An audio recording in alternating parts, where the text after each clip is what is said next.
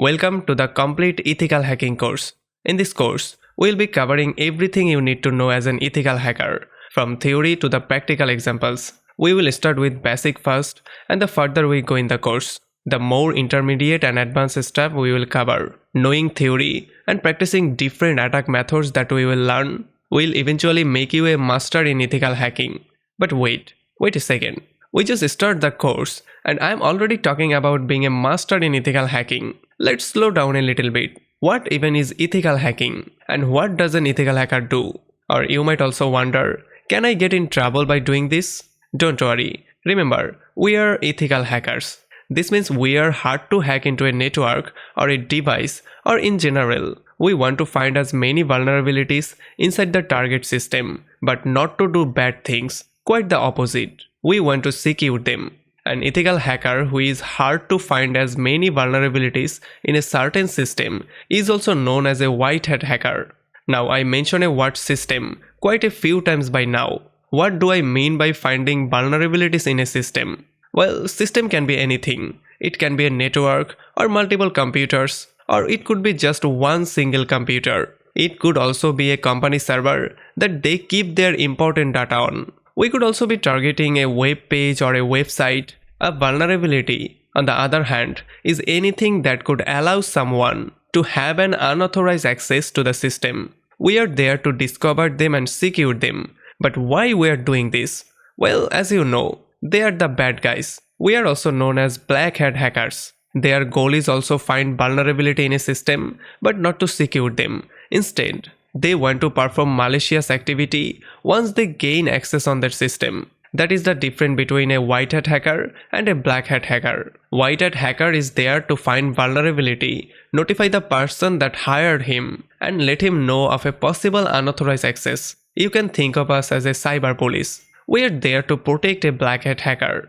On the other hand, is there to perform malicious activity such as stealing your data. They could also try to steal your online money. They could install a virus or a keylogger on your PC and track everything that you do. They can go as far as doing something like stealing your identity. The methods white hat and black hat hackers use can be quite similar. The difference is, we as a white hat hackers must make sure that we have a permission to target a certain system.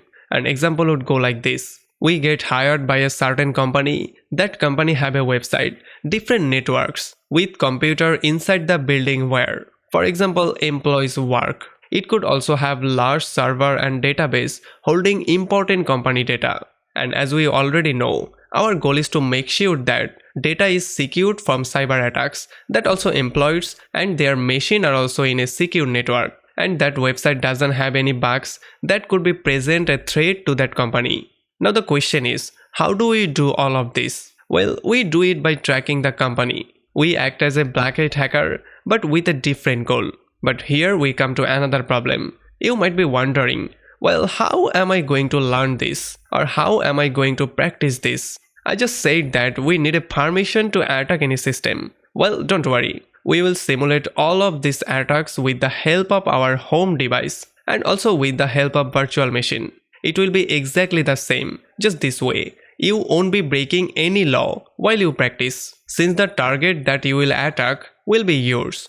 More about virtual machines later. Right now, I want to give you a small challenge. One of the biggest online cyber attacks is something called phishing. In most cases, phishing is an act of black hat hackers tracking you into entering some of your private data, such as username and passwords, into a web page that isn't to be trusted. This is one of the ways how they steal online accounts. Let me show you. Here, I have two Facebook login pages. One of those two that you can see right here is a fake login page and other one is real. Let's take a quick look at them. So let's take a quick look at the first one. And if we take a look at the second one, they appear to be exactly same, right? Have you figured out which one is real and which one is fake? The first one that we saw is the fake login page, while the second one right here is the real one. Let's mention some of the obvious reason why this page right here that we are looking at is a fake login page that we can be used to steal your account, even though they are identical. The first glance, if we take a closer look, it doesn't really have facebook.com as the website name. Instead, we have some random IP address in our search tab.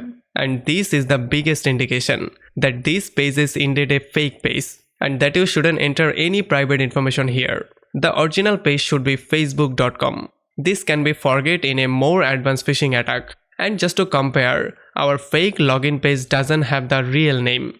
If we click right here, it says connection is secure. And even though many of you probably knew those things already, if you are in a hurry and you got redirect to fake login page, you could potentially enter your password here. And literally, in just a few seconds, your account has been compromised and still by the bad guys, since the information that you enter right here on this page gets sent to them and not to facebook.com. But don't worry, if you are not familiar with those type of attacks, throughout this course, we will learn not only how to secure ourselves from those attackers and how those attackers work, but we will also learn how to perform the attacks themselves.